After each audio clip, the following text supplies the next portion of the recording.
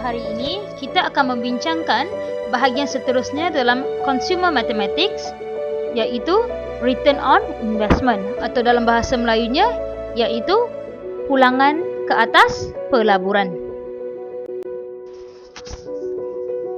Alright, mari kita lihat pada Return on Investments ataupun kita sebut sebagai ROI. Apakah sebenarnya Return on Investment? Return on investment are profits from investment, iaitu pulangan daripada pelaburan. Ada 3 cara untuk mendapatkan pulangan daripada pelaburan, iaitu pelaburan dalam saham, shares. Yang kedua, unit trust atau unit amanah. Dan yang ketiga, properties ataupun hartanah. The value of return on investment can be used to assess the profitability of investment. Bermaksud, apabila kita hendak buat satu penilaian terhadap pulangan dalam pelaburan ini, tujuan dia adalah untuk mengakses kepada keuntungan yang diperolehi daripada pelaburan itu.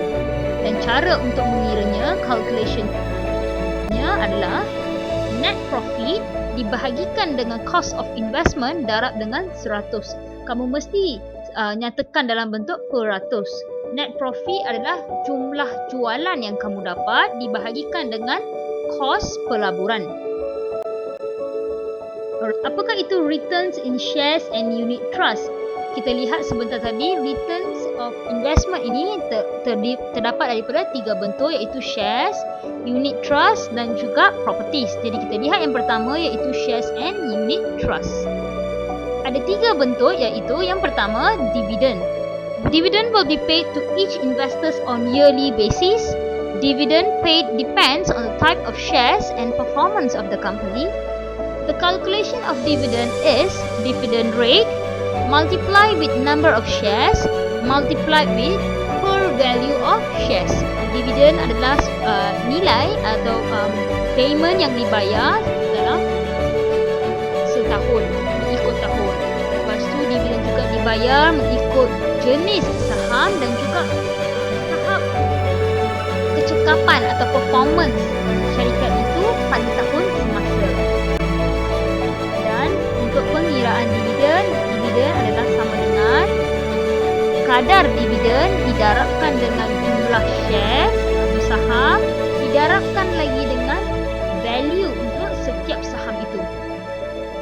Yang kedua adalah bonus shares. Will be paid by a strong and stable company to shareholders as additional free shares. Bonus shares paid will depend on the number of shares held by the shareholders.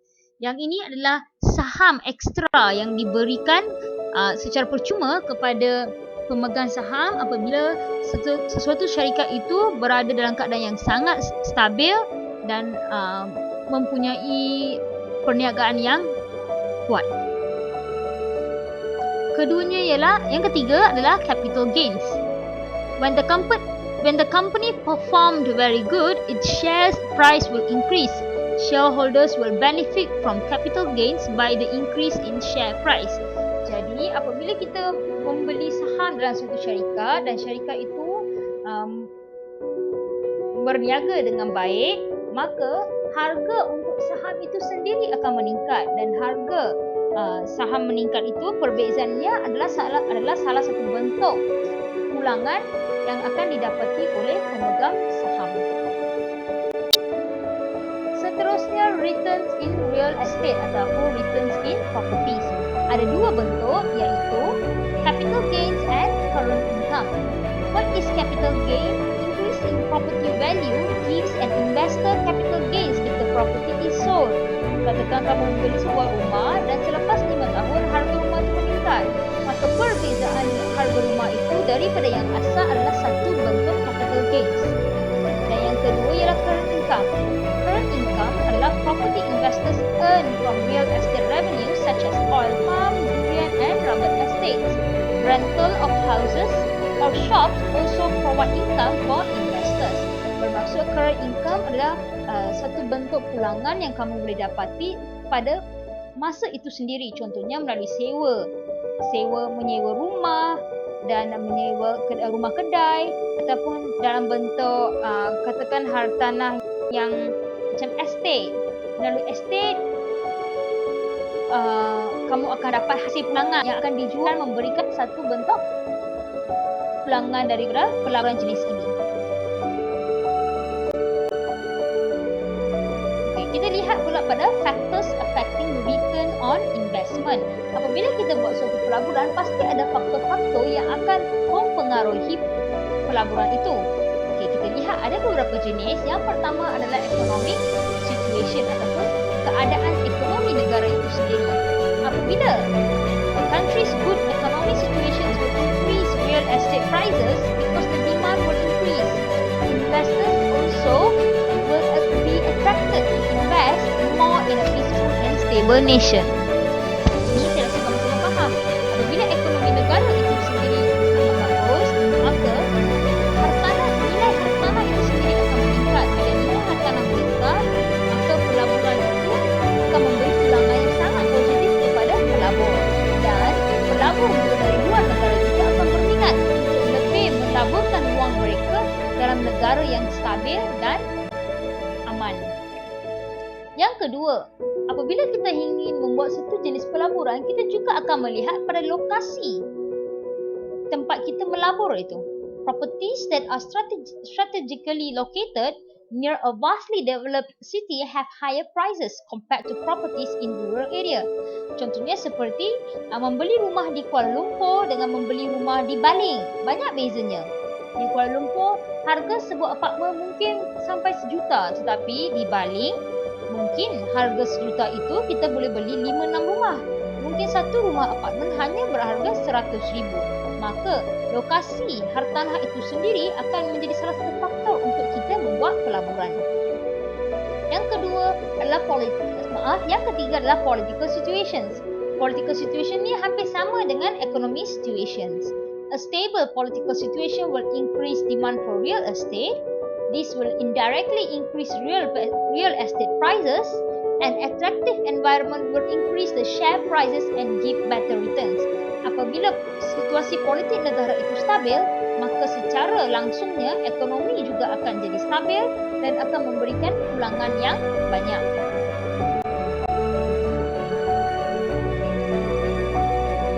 Yang keempat adalah interest rate and monetary policy. Interest rate dengan monetary policy ini melibatkan bank ataupun institusi kewangan. Reducing bank interest rate will reduce the burden of citizens needing to rise in shares. Macam mana? Apabila kita membuat peminjaman dan kadar peminjaman itu bunga ataupun interest untuk pinjaman kita itu kurang, maka kita akan mempunyai lebihan wang. Dan lebihan wang ini boleh digunakan untuk membuat pelaburan lain. Apabila kita mampu untuk melabur, maka harga saham itu sendiri akan naik. Bila naik, pemegang sedia ada akan mempunyai capital gain yang lebih banyak.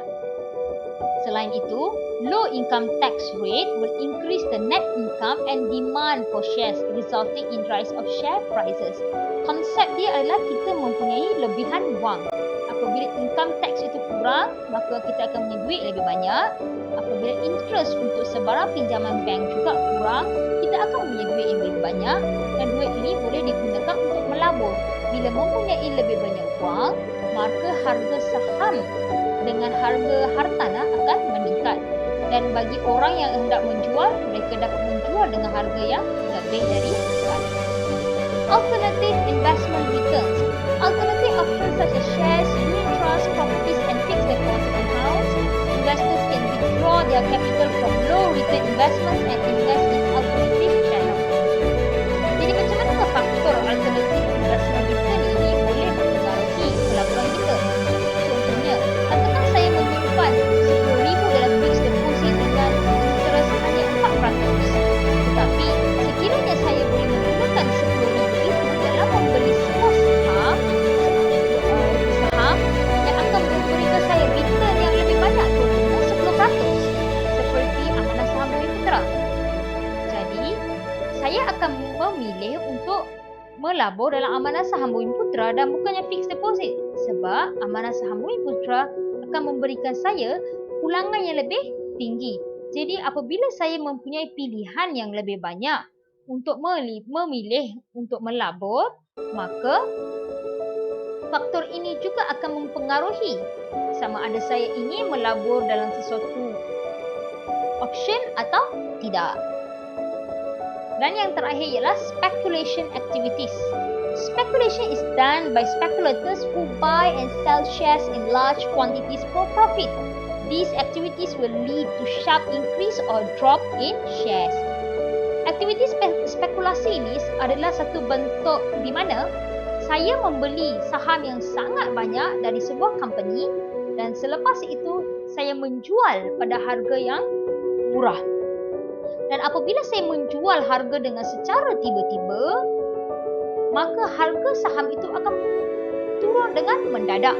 Contoh yang saya boleh ambil adalah seperti apabila kita mengalami ekonomi yang lemah pada tahun 1998. Apabila ekonomi merosot pada 1998, ia berlaku kerana berlaku pembelian mata wang ringgit dengan kuantiti yang sangat banyak disimpan dan selepas itu dijual dalam kuantiti yang sangat banyak di pasaran. Apabila dijual dengan sangat banyak, maka harga mata wang ringgit itu jatuh dengan mendadak. Apabila jatuh dengan mendadak, kita perlu menggunakan duit yang banyak untuk membeli satu benda. Contohnya, satu helai kertas itu kalau RM10, pada masa itu dia bukan lagi RM10, tapi dia jadi sebanyak katakan mungkin 50 sen. Jadi harga tu menurun dan menyebabkan kejatuhan saham. Jadi spekulasi aktivitis ini bukan saja dalam bentuk mata wang ringgit, dia juga dalam semua benda. Pembelian minyak kelapa sawit, pembelian minyak mentah, kamu boleh check speculation activities in economy. Okey, kita bincangkan beberapa soalan. Yang pertama, an investor bought a house worth 500,000. He did renovations that cost 150,000. 2 years later, he sold the house for 1,100,000. How much is his return on investment? Jadi konsep return on investment adalah kita akan ambil net profit. Net profit adalah harga yang dijual ditolak dengan cost, dua cost 500,000 dengan kos renovasi, maka dia akan dapat net profit dibahagikan dengan harga asal iaitu 500,000. Kos renovasi ni tak termasuk sebab asal masih dibeli dengan 500,000. Darat dengan 100, maka dia akan dapat 90%. Yang bermaksud selepas 2 tahun investor ini mendapat pulangan sebanyak 90% daripada asal dia membeli rumah itu. Okey. Yang seterusnya. Question kedua. Miss Lee has 2,000 units of shares of Mutiara Limited Company worth RM1 per unit. The company declares a dividend and bonus of 2:1. Calculate the amount of dividend and bonus shares that will be received by Miss Lee. Okey, untuk total dividend, kaedahnya adalah per ratus, 8/100. Kita darab dengan berapa unit yang dia ada, darab dengan harga setiap unit, maka kita dapatlah RM160. Ini adalah dividen. Kita lihat pula number of shares. Bonus shares, number of shares adalah diberi 2/1. Maka 2/1 sama dengan 2 ni adalah yang asal. Ini yang asal, yang ini yang akan diberi. Apabila yang asalnya adalah 2,000, yang akan diberi kita tak tahu. Maka kita buatlah perkiraan dan kita akan dapat number of shares yang akan diberi ialah 1,000 unit. The bonus of 2:1 asal 1 yang diberi. Maka jawapannya ialah 1,000 units. Question ketiga. Mr. Chia bought 1,500 units of HP Limited Company shares worth RM2 per unit. The shares were traded on the stock exchange at RM2.25. After a year, the share price increased to RM2.75. Then HP Limited declares a 15% dividend to all shareholders. Calculate the dividend and capital gain that will be received by Mr. Chia. So, yang pertama sekali kita kira dividen, iaitu dividen adalah 15%. 15% per 100 darab dengan 1,500 darab dengan RM2. RM2 ni sebab dia asal. Kamu kena kira yang asal, bukan RM2.75 tapi RM2. Berapa dividen yang dia beli pada ketika awal tu. So RM450. Okey, total capital gain adalah RM2.75 ditolak dengan RM2.25. Kenapa kita ambil yang ini? Sebab dia adalah increase dari mana ke mana. Bukan dari RM2 terus naik RM2.75, tapi dari RM2.25 naik ke RM2.75. Untuk RM2.75 minus RM2.25 multiply with 1,500. Kita akan dapat RM250.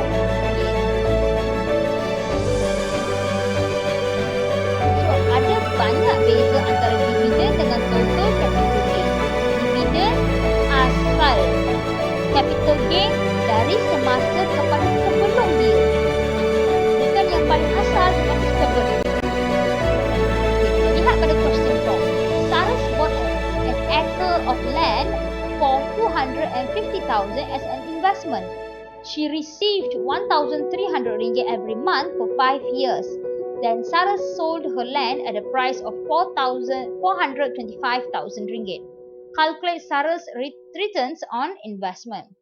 Maka kita lihat pada current income dahulu. Current income adalah sewa dia. Kan Saras menerima RM1,300 setiap bulan untuk 5 tahun.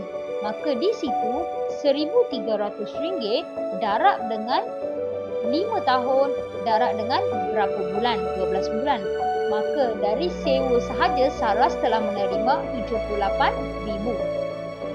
Capital gain adalah harga yang dijual tolak harga yang sebelumnya, iaitu RM425,000 tolak RM250,000. Maka capital gain ialah RM175,000. So berapakah total return on investment? Berapakah pulangan daripada pelaburan ini? Pulangan daripada pelaburan ini ialah RM78,000 tambah RM175,000, maka kita akan dapat RM253,000. Itu sahaja. So ini adalah total return on investment.